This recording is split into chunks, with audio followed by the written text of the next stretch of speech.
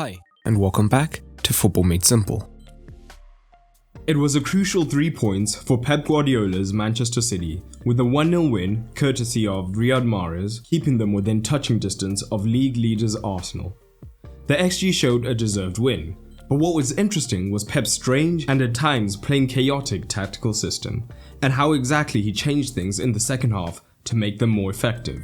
And in this video, we're going to look at just that. So when out of possession, Pep's shape was a 4-4-2 or 4-4-1-1 that looked like this, depending on whether De Bruyne was up pressing with Haaland or just in behind him. But it's what they did in possession that was interesting. In these situations, Rodri would push up into his natural holding midfield position, meaning that City would switch to a widespread back three.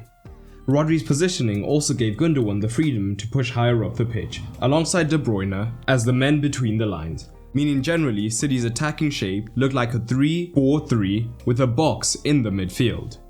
So here we see the back line with the midfield box being formed, with Gundogan and De Bruyne pushing up higher, whilst higher up we have Foden, Haaland out of screen, as well as Cancelo out of screen. And the main goal of this shape from City was to be able to overload the central regions while still maintaining the width out wide through Cancelo and Foden. And it meant that if Chelsea defended in their natural shape, either being a 4-2-3-1 or at times a 4-4-2 when Havertz pushed up with the forward, they would either be outnumbered 4 versus 2 or 4 versus 3. What this could potentially mean in the midfield is that when a pivot received, if an extra midfielder committed to pressing, the deeper pivot would be 2 versus 1 down, opening up the potential for City to find intricate passes to their half-space men who could also be found between the lines. Here we see one such occasion, with Gundogan and De Bruyne higher up the pitch, whilst Chelsea have a double pivot.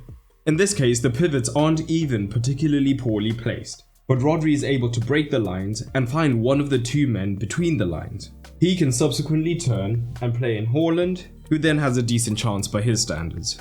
But for the most part, this central play wasn't even a problem for Chelsea because they defended so well, and this was playing with an extremely narrow front three higher up the pitch, which involved the winger coming infield and the forward also tucking in, whilst Havertz would be slightly withdrawn. That means that even when City's deeper pivots did get onto the ball, the forwards would be able to cover them, meaning that Kovacic and Zakaria would be able to cover higher up the pitch and limit the effectiveness of their movements.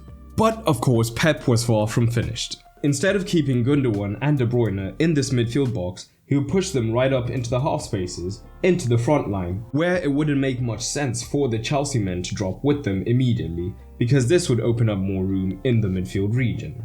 So, as City like to do so often, they would now have the 5 versus 4 advantage against the opposition backline. But what's interesting to note is that most of City's play did come down that right hand side, and this is because, with this front three being fairly narrow, Ziyech was the extra man. So what we would see consistently is him dropping as almost an auxiliary midfielder, so that he could cover the movements of Gundogan in the half space. But down the right, with the forward pressing narrow, they didn't have that same luxury, so De Bruyne would often be in this dangerous half space, and naturally as a result, Cucurella would have to come narrower in order to cover him, as Kovacic couldn't drop too early. So what this did mean is that Cancelo was consistently in acres of space to receive the initial pass, and where normally he is an excellent attacking fullback, he did still have some success in this match, whether that was with his crossing or getting past his man, but he just wasn't quite at his effective best to make the difference. The Chelsea pivots are again looking to protect the centre, and we can see that narrow front three of Chelsea, while Ziyech has dropped in deeper. This means that De Bruyne now has space in this right half space, and naturally Cucurella has to cover him. This means that Cancelo is now able to receive in a little bit more room out wide. With Cancelo struggling to get past his man, what we did see at times was the famous City half-space run, and on 1 or 2 occasions they were found for dangerous crosses into the box, but didn't quite make the most of it. And Chelsea soon began to adapt, as Kovacic, with the ball now having moved wide, would be happy to track deeper, and was fairly good at keeping his eyes on the man. So again we have Ziyech, Zakaria and Kovacic, and Cucurella is looking to cover Cancelo, who has plenty of room. Haaland moves in to make it harder for Kovacic to immediately track Gundogan. So now when the ball moves wide to Cancelo, who's always in space, Gundogan has the head start and can look to make moves into the half space. He eventually receives in this good crossing position, but on this occasion Kepa can cut it out. But it was in the defensive phase where City looked extremely shaky in this formation. A lot of this was to do with the positioning of Rodri, and this is because when the ball was high up, Gundogan tended to be high, and De Bruyne could be up pressing alongside Haaland in a 2. So when there was a turnover, we would at times see Silva also looking to counter-press, leaving Rodri isolated. But that wasn't the whole story, as now Rodri wanted to drop into the back 4, and if he did, this would leave space between the back line and the midfield, where Chelsea could then easily find a man to run at the defence. But when he stayed higher up the pitch, if the rest of the City defence hadn't had the time to compact and create that back 3, what would be left is a gaping hole in the defence that runners could look to make moves into, and they were often supported by Ziyech from his pseudo midfield position as well as the fullbacks. But even in settled possession, in the first half, Chelsea looked dangerous against this formation. This is firstly because if Rodri was in midfield, with Ziyech now not having to worry about defending, they could overload the backline. But even if Rodri dropped in, it was still somewhat of a man-to-man situation.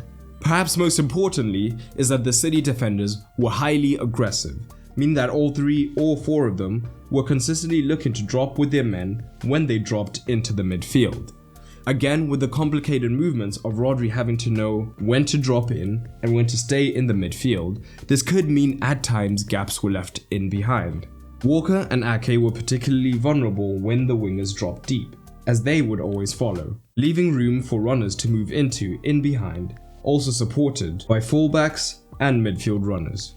So here's a perfect illustration where Ake has dropped deep with Ziyech, potentially leaving room in behind him. There's a large gap between Stones and Walker, and Rodri is still looking to drop deeper, where he had one eye on Havertz. Stones is now drawn out of position to Aubameyang, and Rodri still has an eye on Havertz, meaning there's a gap for the midfielder to run into.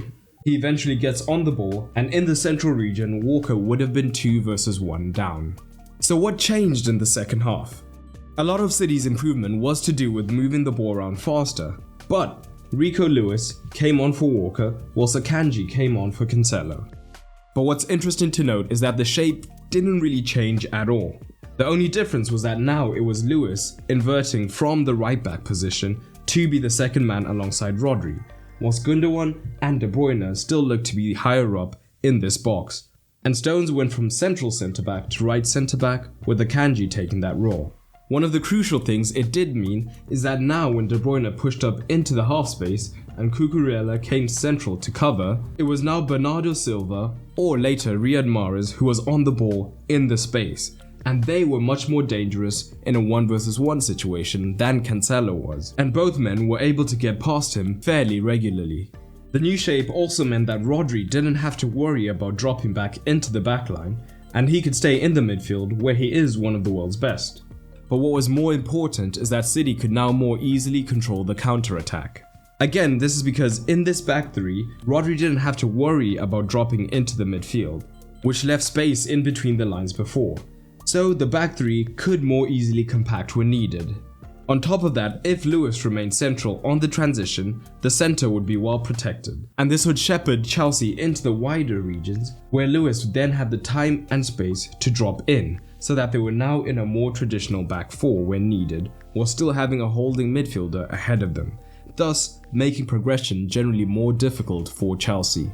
It was a scrappy win from the citizens, but they'll take the win, with this being the first of many tough matches in January. Potter may be concerned, against a relatively poor City side, they still weren't able to play well. For the tactical score, Pep's system ended up getting the win, but it's hard to call it particularly effective, earning him a just above average 6, whilst Potter still struggles with creating chances, but defensively they were solid enough, earning him a 5.5.